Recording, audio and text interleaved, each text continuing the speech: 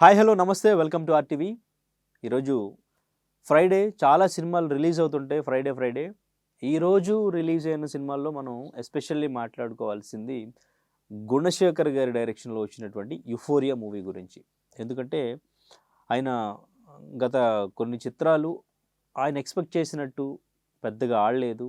Periodic movies, last movie Shaakuntalam చేశారు.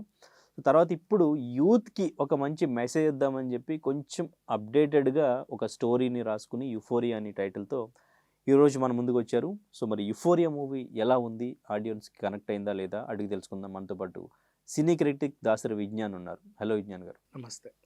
Gunasekhar guarantee ఒక brand ఉంది. ఆయన సినిమాలకి కొంతమంది ఫ్యాన్స్ సెపరేట్ ఉంటారు. ఇంతకుముందు సెట్స్ అనేవాళ్ళు. ఈ మధ్య కాలంలో కొంచెం ఆ పీరియాడిక్ మూవీస్ కొన్ని ట్రై చేసి కొంచెం దారి తప్పినట్టు అనిపించింది ఆడియన్స్‌కి. ఏంటి ఇటువంటి మూవీస్ చేస్తున్నారు, సరిగ్గా వర్కౌట్ అవ్వట్లేదు. ఇప్పుడు కొంచెం ఆయన అప్డేటెడ్‌గా వచ్చినట్టు అనిపించింది. 'యుఫోరియా' టైటిలే చాలా కొత్తగా అనిపించింది. ఆ టైటిల్ ఏంటనేది కూడా ఆయన చాలా ఇంట్రెస్ట్‌లో ఎక్స్‌ప్లెయిన్ చేశారు. సో ఏంటి అసలు ఆ టైటిల్‌కి, ఆ మూవీకి, ఆ సబ్జెక్ట్‌కి ఏంటి కనెక్షన్ ఏంటి? ఎలా అనిపించింది మూవీ? దాదాపుగా 3 దశాబ్దాలకు పైగా డైరెక్టర్ గుణశేఖర్ గారు. ఇంత సీనియర్ డైరెక్టర్‌ని కాబట్టి, ఇక నుంచి నేనేదన్నా చేస్తే, నా వల్ల సమాజానికి ఏదో మేలు జరగాలి అని ఆలోచించగలిగే ఒక స్థాయి ఉన్న డైరెక్టర్ చెప్పాలి అంటే. ఇప్పుడు నేను ఒక ఎగ్జాంపుల్ చెప్తా. 'మహావతార్ నరసింహ' అనే సినిమా గురించి మాట్లాడదాం కాసేపు. 'భక్త ప్రహ్లాద' సినిమా ఈ రోజుల్లో తీస్తే, అంత గ్రాండ్‌గా తీయాలంటే కనీసం 3-400 కోట్లు ఖర్చవుతది.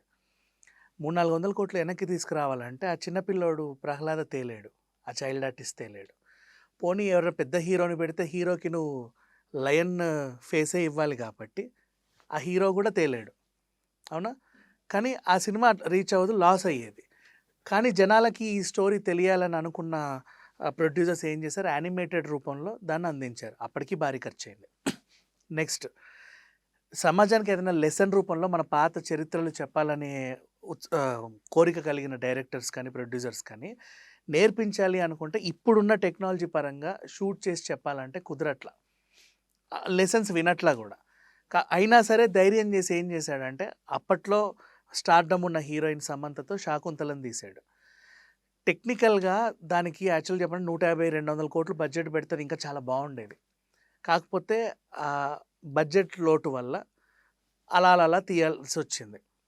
ఇప్పుడు నేనేం చెప్తున్నా అంటే, పుస్తకం చదివే కంటే, యానిమేషన్ చూడడం కంటే, మనుషులతో చూడడం ఇంకా బెటరేగా. కానీ వీళ్ళందరూ ఆ లెసన్ నేర్చుకోవడానికి ఉన్న ఉత్సాహం కంటే, దాంట్లో లోటుపాట్లు ఎతకడం మొదలుపెట్టింది అప్పటి యూత్. నేర్చుకోవాల. అరే! ఇది మన భరతుడి స్టోరీ మనం నేర్చుకోవాలి అని ఎవ్వరు ఉత్సాహం చూపలే. ఇది అట్లుంది, ఇది ఇట్లుంది, ఇది చూడు, అది చూడు అని చెప్పి పాయింట్ లోడ్లు చేసి శాకుంతలం ఎవరికి రీచ్ అవ్వకుండా చేశారు. బట్ గుణశేఖర్ సక్సెస్ అయ్యాడు. అట్లీస్ట్ సమాజానికి ఏదో ఇద్దామని. ఆ తర్వాత అది నేర్పిన పాఠం ఏమో నాకు తెలియదు కానీ, ఓకే, ఇప్పుడున్న యూత్‌కి ఏంటి, నేను ఒక లెసన్ చెప్పాలనుకుంటే వాళ్ళు కన్విన్స్ అయ్యేలాగా షార్ట్స్ ఉండాలి, సినిమాటిక్ వేలో కెమెరా రన్ అవ్వాలి, స్క్రీన్ ప్లే అలాగే ఉండాలి, బడ్జెట్ అలాగే కనబడాలి, ఆ గ్రాండియర్ ఉండాలి అని ఎంచుకొని యుఫోరియా అనే ఒక కాన్సెప్ట్ తీసుకొచ్చాడు. ఇప్పుడు యుఫోరియా అనే కాన్సెప్ట్ ఏంటి, అప్పట్లో జూబ్లీ హిల్స్‌లో జరిగిన ఘటన ఆధారంగా మనకది గుర్తొస్తది. ఆయన అలా తీసుకున్నా లేకున్నా మనకు అనవసరం. ఈవెన్ భగవత్ కేసర్‌లో కూడా Jubilee hills incident, Banjara hills incident కనిపిస్తుంది మన కళ్ళ ముందు. ఇక్కడ మన 'ధురంధర్' హీరోయిన్ సారా అర్జున్ తను చేసిన ఫస్ట్ సినిమా ఇది. తర్వాత ఇప్పుడు మంచి మార్కెట్ సంపాదించుకున్నాక ఈ సినిమా రిలీజ్ అవ్వడం ఒక ప్లస్ అయిందిలే. ఈ అమ్మాయి చైత్రని ఏదో మంచి ఉన్న స్థితి గల అమ్మాయే. ఫ్రెండ్స్ ద్వారా పబ్‌కెళ్ళింది. అక్కడ కొంచెం ఆకతాయిలు 5-6 మంద ఎక్కించుకొని వెళ్ళి అఘాయిత్యానికి పాల్పడ్డారు. ఆ పిల్ల ధైర్యంగా ఇంట్లో చెప్పింది. వీళ్ళు పోలీస్ స్టేషన్‌లో కంప్లెయింట్ ఇచ్చారు.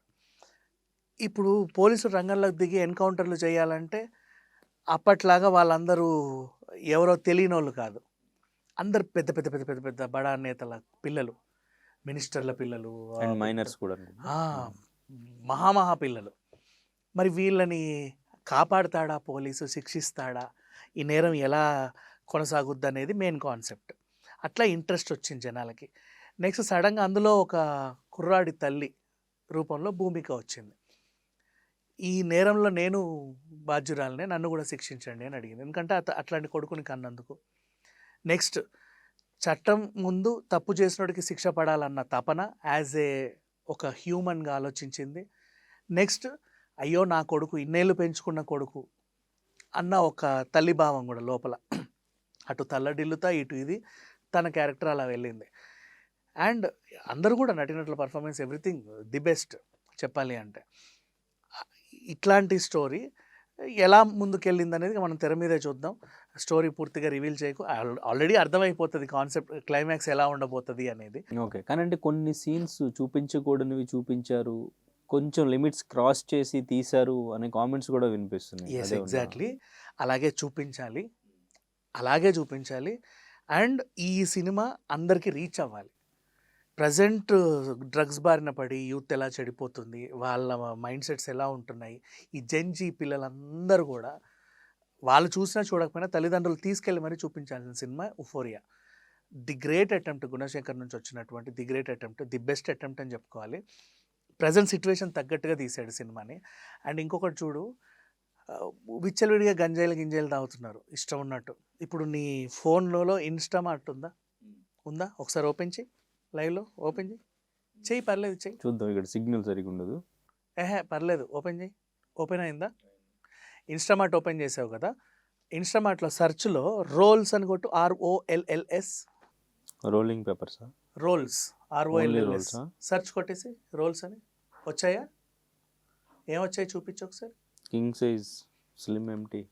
అవేంటి? ఇప్పుడు నువ్వు ఆర్డర్ చేసే 10 నిమిషాల్లో మనకు డెలివరీ అవుతుంది. గంజాయి తాగే పేపర్లు 10 నిమిషాల హోమ్ డెలివరీకి గంజాయి తాగే పేపర్లు వస్తున్నాయి. అది ఆర్డర్ చేసుకునే వాడి దగ్గర ముడి సరుకు ఉంటేనేగా ఇది తెచ్చుకుంటాడు అందులో కలిపి తాగడానికి. అంటే అంత ఈజీ అయిపోయింది. చూడు, ఒకప్పుడు ఇట్లా తాగేవాళ్ళు డైరెక్ట్గా ఆర్డర్ చేసుకుంటే వాడి ఇంటికి డెలివరీ ఇస్తే సార్ మీ ఆర్డర్, వాడు తీసుకొని హ్యాపీగా అందులో కలుపుకొని తాగుతున్నారు ఎక్కడ పడితే అక్కడ. ఇట్లా ఉంది సొసైటీ ప్రజెంట్. సో ఈ టైంలో ఇలాంటి సినిమా రావడం నిజంగా గ్రేట్. అట్లీస్ట్ పేరెంట్స్ అయినా సరే పిల్లలు ఆన్లైన్లో ఏం ఆర్డర్ చేస్తున్నారో చూస్తారు, కంట్రోల్ చేస్తారు. అండ్ నెక్స్ట్ అదేంటిది, బయటికి వెళ్ళినోడు లేట్గా ఇంటికి వస్తే సూపర్వైజ్ చేసుకుంటారు.